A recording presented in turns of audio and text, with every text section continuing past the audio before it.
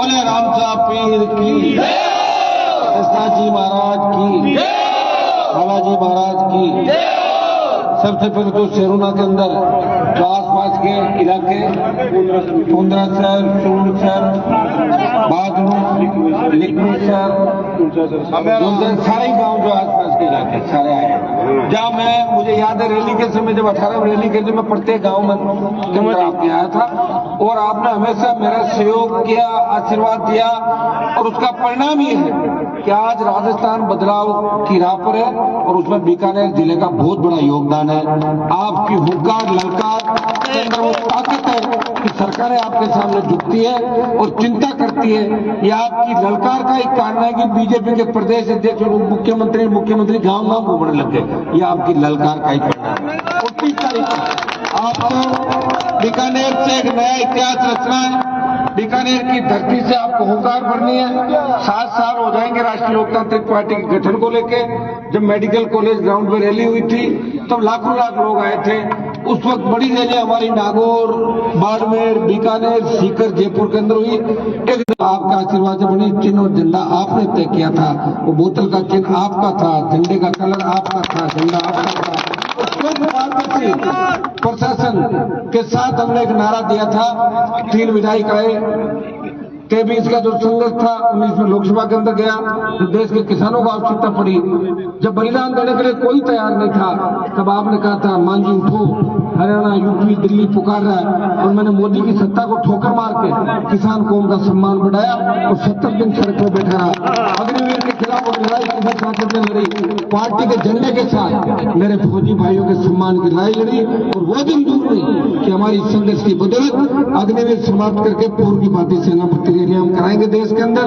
पहलवान बेटियों को जरूरत पड़ी, हनुमान बेरीवाल सबसे पहले पहलवान बेटियों के लड़ने के लिए आगे आया। किसान, जवान, जहां भी आवश्यकता पड़ी मैं आगे खड़ा मिला। मैंने रात नहीं देखा, दिन नहीं देखा, पूरी जवानी समर्पित की नए राजस्थान के निर्माण के लिए। आज पीड़ा होती है जब अपराधी खुलेआम बेखौफ धमकियां देते हैं व्यापारियों को, किसानों को, नेताओं को, पत्रकारों को, अधिकारियों को, और सरकार कुछ नहीं बिगाड़ पा रही। हमें मजबूत कानून व्यवस्था की आवश्यकता है, राजस्थान में मजबूत नेतृत्व की आवश्यकता है। भजनलाल जैसे लोगों के आने के बाद जिस तरह राजस्थान बदनाम हुआ देश के अंदर, कहाँ तो हमारा राजस्थान था। और मजाक उड़ गया राजस्थान, जो ट्विटर को जो ट्विटर कहते हैं, हम जो कहते हैं कि मेरी रात फ्लाइट में उड़ेगी। फ्लाइट रात में उड़ती हो तो बोलेंगे मोदी को श्रद्धांजलि देते हैं, जिंदा मोदी। बार बार अकाल पड़े, ऐसी बात जो सीएम कहते हैं, तो उस राजस्थान का क्या हो सकता है, इससे हम अंदाज लगा सकते हैं। अब मुझे लग रहा है कि भजनलाल जी का समय भी राजस्थान में करीब करीब होने वाला। वो खुद भी समझ गए जो हवाई यात्राएं करें अब जमीन पर आए। बीजेपी के नेता गली गली घूम रहे हैं। अभी चुनाव को बहुत टाइम, प्रदेश अध्यक्ष के बड़ बोल मैंने देखे, कहीं घूमते हुए देखा सड़कों पर, इस तरह घूम रहे हैं। संख्या नहीं हो रही है, नरेगा के मजदूर ला रहे हैं रैलियों के अंदर। तो मोदी जी की रैली कराओ, नरेगा के मजदूर लाओ रैली। यार रैलियां तो मन से होती है, लेकिन आप खाली रैलियों तक सीमित मत रहो। रैलियों के साथ साथ इस बार हमें ये करना है कि हमें बदलना है, याद रखना है। कांग्रेस के लोग सरकार जब वोट मांगना आते जब वादा क्या करते हैं और बीजेपी के लोग क्या वादा करते हैं। ऐसा ही भर्ती के आंदोलन के अंदर आपने देखा होगा। हाँ, कई लोग मुझे ये भी कह रहे हैं निर्दोष थानेदार जो बेचारे थे उनको हनुमान जी ऐसे करके। मैंने कहा भैया 800 में 600 फर्जी थे, अगर 600 लुटेरे राजस्थान में लग जाते तो राजस्थान को लूट लेते पूरा पूरा। इसलिए मैंने रोका उनको, प्रयास किया, लड़ाई। और भी मेरे परिवार में कोई थानेदार या नौकरी का कोई काम नहीं है भी नहीं। बहुत बड़ा परिवार, लंबा राजनीतिक परिवार है। हमें इन चीजों को शौक नहीं रहा, आपकी सेवा का ही शौक रहा। कोई गलती से एक आध कोई लग गया होगा तो साइड में है, मैं ज्यादा ध्यान नहीं देता कौन क्या कर रहा है, और न मैंने ये काम किया। हमें तो आपके घर से अगर किसी किसान का बेटा कोई नौकरी लग जाता है, मैं खुशी मनाता हूँ कि मेरा भाई और मेरे परिवार से कोई लगा। लेकिन हम बच्चों से एक उम्मीद करते हैं, हमारे किसान के बेटे अफसर बनने के बाद पीछे की हिस्ट्री भूल जाते हैं, वो गांव की गलियां भूल जाते हैं, वो खेत खलियान भूल जाते हैं और वो हवा में उड़ने लग जाते हैं। इसलिए हमें हमारे लोग अगर हमारे साथ आ जाए तो दूसरों की आवश्यकता है।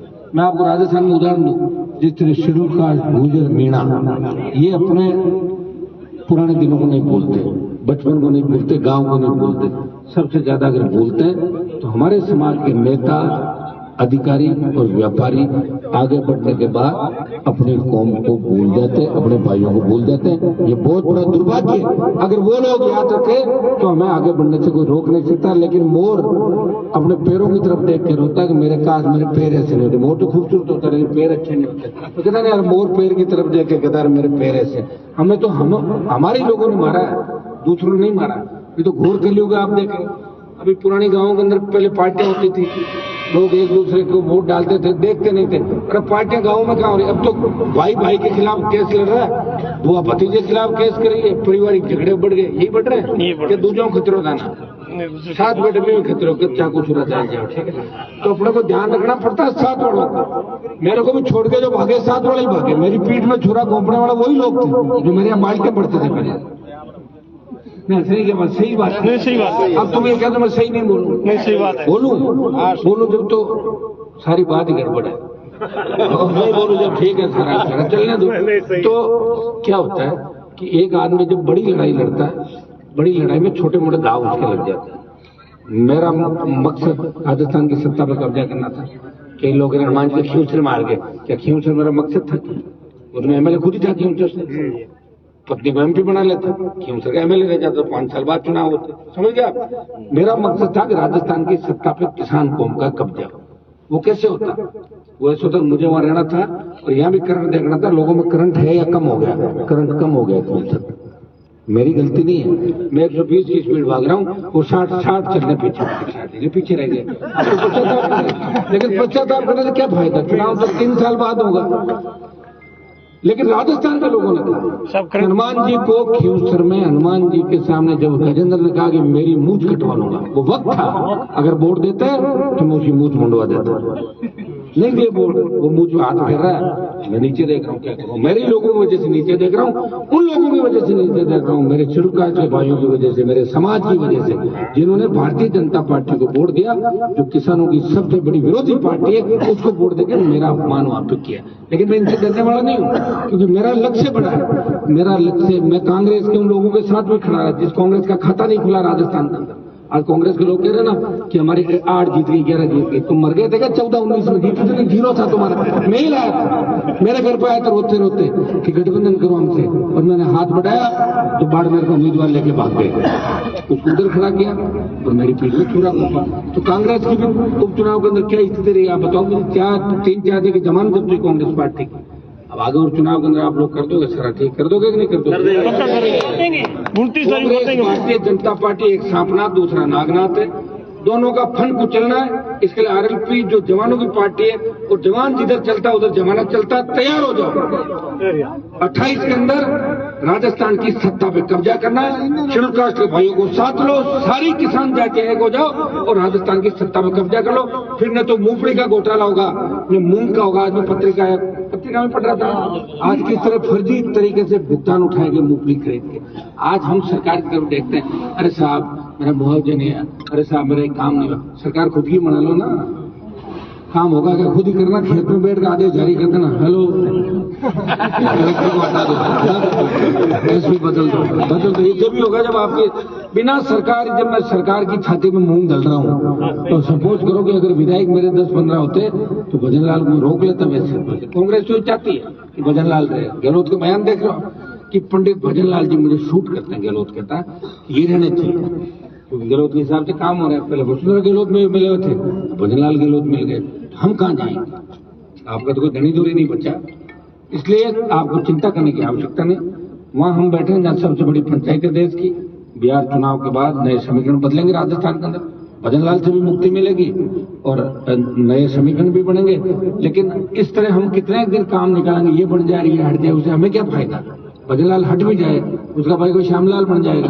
श्यामलाल अपना तो नहीं है ना, तो अपन तो खुश हो जाओ। कम से कम ये दूर हो तो कुछ राजस्थान बर्बाद तो नहीं हो। जिस तरह की आप दिन घटनाएं, रोज घटनाएं हो रही, एक तरीके से पनौती है राजस्थान के अंदर।